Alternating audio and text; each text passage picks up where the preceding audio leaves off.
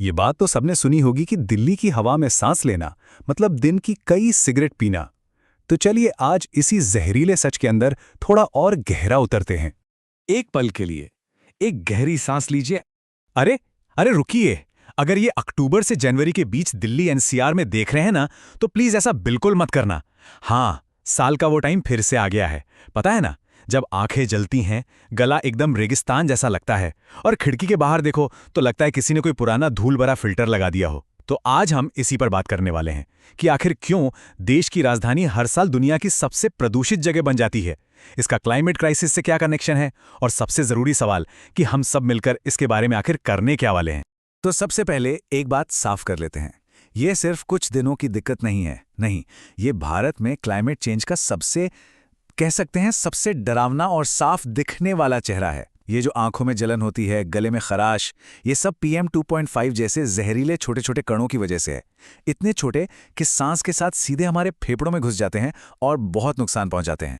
हम इसे स्मॉग कहते हैं, दुनिया इसे पब्लिक हेल्थ इमरजेंसी कहती है। लेकिन सच पूछो तो दिल्ली वालों के लिए ये एक गैस चेंबर में जीने जैसा है। ये कोई खराब मौसम नहीं है, ये एक ऐसा संकट है, एक ऐसी मुसीबत है जो हर साल और भी ज्यादा खतरनाक होती जा रही है। तो सवाल ये है कि दुनिया की ये सबसे खराब हवा आखिर बनती कैसे है। असल में ये कोई एक चीज नहीं है, ये कई वजहों का एक एक जानलेवा कॉकटेल है।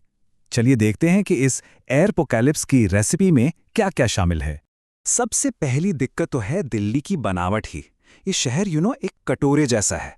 अब सर्दियों में क्या होता है, ठंडी हवा भारी होकर नीचे बैठ जाती है, और फिर सारा का सारा पोल्यूशन, चाहे वो गाड़ियों का धुआं हो, कंस्ट्रक्शन की धूल हो या फैक्ट्रियों का धुआं हो, सब कुछ यहीं जमीन के पास फंस कर रह जाता है।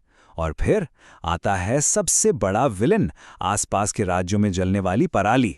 जब उसका धुआं दिल्ली की लाखों गाड़ियों और धूल मिट्टी से मिलता है ना, तो बनता है एक ऐसा जहरीला कॉकटेल जो सच में हमारी सबकी उम्र कम कर रहा है। मतलब हम सिर्फ मौसम से नहीं लड़ रहे हैं, हम लड़ रहे हैं एक मैन मेड डिजास्टर से, एक ऐसी आपदा जिसे हमने खुद बनाया है।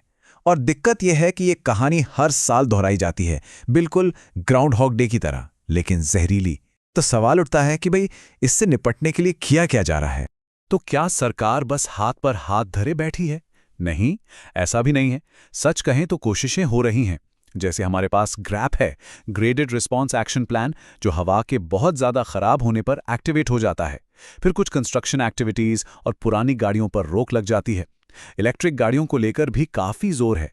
और दिल्ली मेट्रो तो सच में एक लाइफलाइन है, जिसकी वजह से लाखों गाड़ियां सड़कों पर नहीं उतरती। लेकिन इन सारी कोशिशों में एक बहुत बड़ी दिक्कत है, ये सब के सब रिएक्टिव हैं। मतलब हम आग लगने के बाद कुआं खोदते हैं। प्रॉब्लम को होने से पहले रोकने के बजाय हम उसके होने का इंतजार करते हैं। और इसका सबसे बड़ा और अजीब और गरीब उदाहरण है ये बड़े बड़े स्मॉग टावर्स। हाँ, ये टावर देखने में बड़े फ्यूचरिस्टिक लगते हैं, है ना? लेकिन एक्सपर्ट्स का साफ कहना है कि एक स्मॉग टावर से दिल्ली की हवा साफ करने की कोशिश करना वैसा ही है जैसे थार के रेगिस्तान को एक छोटे से पंखे से ठंडा करने की कोशिश करना। मतलब ये एक महंगा दिखावा है और कुछ नहीं। असली प्रॉब्लम यही है कि ये सारे के सारे सॉल्यूशंस बैंडेड जैसे हैं। हम इन्हें तब लगाते हैं जब चोट लग चुकी होती है और खून बह रहा होता है। तो अब जरूरत है रिएक्ट करना बंद करने की और प्रॉब्लम को प्रिवेंट करने की। मतलब इमरजेंसी आने ही न दी जाए। तो चलिए बात करते हैं 3 ऐसे असली समाधानों की जो सच में हालात बदल सकते हैं। नंबर 1, पब्लिक ट्रांसपोर्ट को इतना जबरदस्त और इतना कनेक्टेड बना दो कि अपनी कार निकालना बेवकूफ़ी और महंगा लगने लगे। सिर्फ मेट्रो काफ़ी नहीं है, मेट्रो स्टेशन तक जाने और वहां से घर आने के लिए हजारों अच्छी इलेक्ट्रिक बसें और सेफ लास्ट मील कनेक्टिविटी चाहिए। नंबर 2, किसानों को विलेन बनाना बंद करो। वो पराली इसलिए जलाते हैं क्योंकि वो सबसे सस्ता और तेज तरीका है। सरकार को चाहिए कि वो पराली मैनेज करने वाली टेक्नोलॉजी पर भारी सब्सिडी दे, उसे किसानों के लिए फ्री कर दे। और नंबर 3, एनसीआर के आसपास जो कोयले वाले पावर प्लांट हैं, उन्हें तेजी से बंद करके सोलर और दूसरी रिन्यूएबल एनर्जी की तरफ शिफ्ट होना होगा। ये अब कोई चॉइस नहीं है, ये सर्वाइवल का सवाल है। देखिए, हमें ये समझना ही होगा कि ये कोई भविष्य का खतरा नहीं है जिसके बारे में हम बाद में सोचेंगे। नहीं, ये आज की, अभी की सच्चाई है। एक ऐसा हमला जो सीधे हमारे और हमारे परिवार की सेहत पर हो रहा है।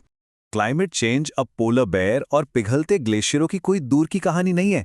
वो कहानी अब हमारे दरवाजे पर आ चुकी है, बल्कि हमारे फेफड़ों के अंदर है। ये हमारे बच्चों को, हमारे बड़ों को, हम सबको बीमार कर रही है। हम इस जहरीली हवा को हर साल की एक परंपरा की तरह, एक त्योहार की तरह नहीं मान सकते। अब वक्त आ गया है कि हमारी सरकारें, चाहे वो सेंटर की हों या स्टेट की, एक दूसरे पर उंगलियां उठाना बंद करें और 365 दिन काम करने वाले सॉल्यूशंस पर ध्यान दें। सिर्फ वो 3 महीने वाली पैनिक बटन दबाने से काम नहीं चलेगा।